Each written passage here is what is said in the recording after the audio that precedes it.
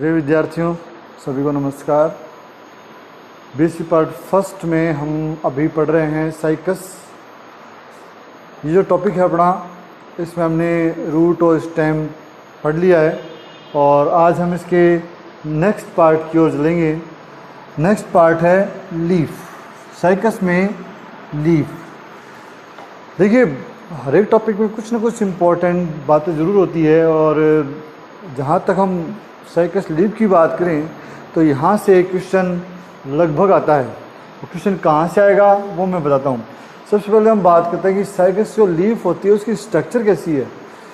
तो देखो, आप अगर साइकस लीफ को देखो तो थोड़ी सी ये इस प्रकार की लीफ है। ये इसी स्टेम पर यहाँ से जुड़ी हुई होती है। इसका बेस काफ़ी चौड़ा होता है जिसकी वजह से वहाँ पर वो एक चिन्ह बनाती है जिसको हमने लीफ स्केयर के नाम से जाना। और ये जो पर्ण है वो थोड़ी सी निडल लाइक मान सकते हो आप, छोटी पर्ण है, इस प्रकार से लगी हुई है।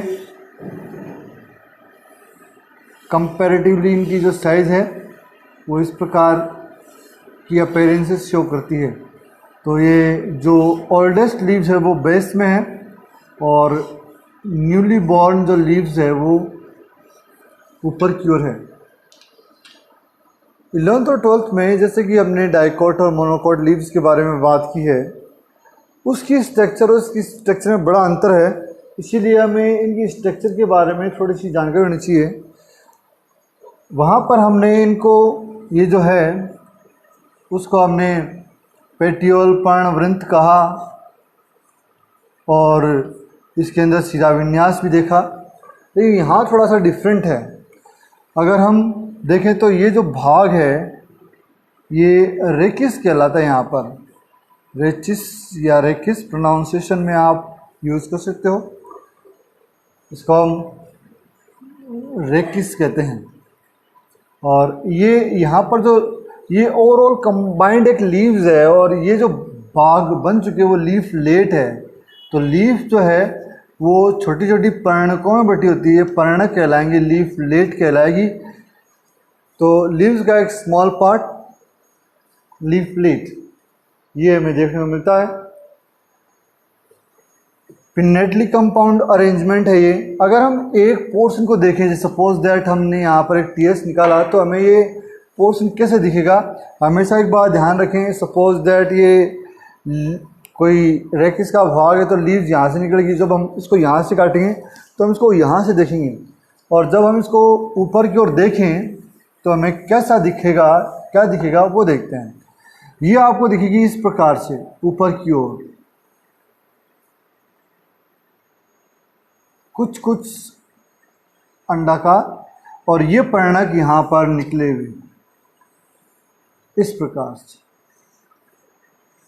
तो ये तो हो गए इसके पर्णक जो कि आगे लीफ लेट में डिफ्रेंशिएटेड है, और ये बीच का रेकिस। इसीलिए साइकस की लीफ को हम दो भागों में बांट कर पढ़ते हैं। पहला है रेचिस या रेकिस और दूसरा है लीफ लेट। आपको एग्जाम पॉइंट ऑफ व्यू से मैं अभी बता दूं कि ये मोस्ट इम्पोर्टेंट पॉइंट है। लीफ लेट के बारे में बताऊं, लीफ लेट इम्पोर्टेंट तो है लेकिन क्वेश्चन मोस्टली डायग्रामेटिक आया हुआ है। डायग्राम रिलेटेड क्वेश्चन ज़्यादा आया हुआ है, थियोरेटिकल नहीं आया हुआ है। तो आपको इसके डायग्राम की ओर ध्यान देना है, जबकि यहाँ पर डायग्राम और थ्योरी दोनों ही इम्पोर्टेंट है। तो आज की क्लास में हम साइकस रेकिस की बात करेंगे।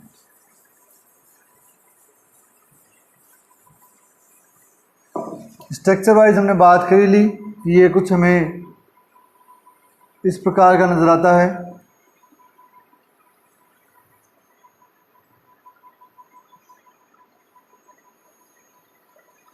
ऐसा सा है स्ट्रक्चर वाइज। ये इसके लीफलेट जो साइड में निकले हुए हैं, ये ओवरऑल रेकिस का पोर्शन दो भागों में बटा हुआ है। बेसिकली तो इसके पूरे भाग को हम ग्राउंड टिश्यू कह सकते हैं, लेकिन मोटा मोटी अगर हम बात करें तो ये ऊपर की ओर एपिडर्मिस, मतलब बाहरी जो पोर्शन है वो एपिडर्मिस,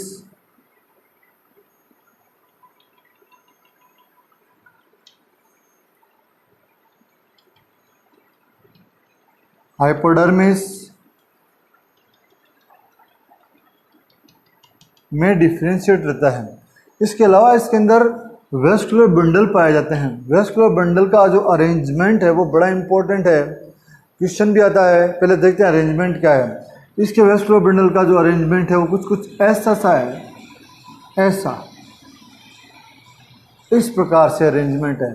तो ये जो स्ट्रक्चर है वो आपको फिजिक्स अगर आपको ध्यान में हो तो ओमेगा की संरचना दर्शाती है, इसीलिए इसको उल्टे ओमेगा सेप वेस्कुलर बंडल कहते हैं। और वेस्कुलर बंडल यहाँ पे इस प्रकार से अरेंज होते हैं, ऐसे। ये मैंने अभी लीनियर डायग्राम लिया है, पूरा हम डायग्राम देखेंगे तो समझ आ जाएगा कि किस प्रकार से ये अरेंजमेंट है। तो इसको थोड़ा सा हाईलाइट करें तो वेस्कुलर बंडल में जो ये पोर्शन है जो कि उल्टे ओमेगा शेप है, इसमें आपको वेस्कुलर बंडल इस प्रकार के देखने को मिलेंगी।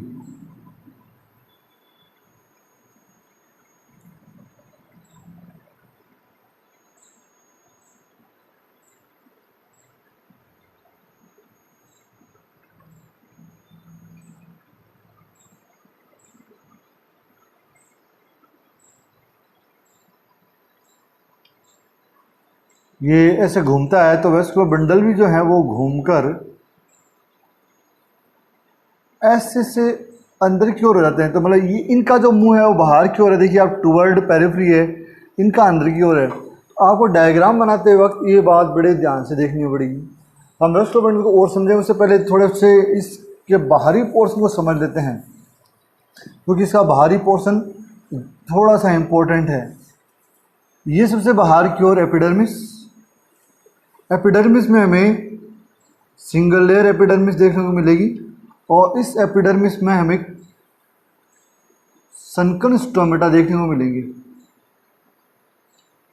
सनकन स्टोमेटा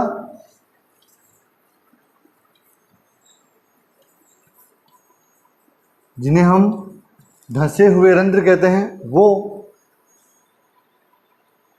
दो गार्ड सेल और दो सब्सिडरी सेल से बने होते हैं। ये इंपॉर्टेंट है।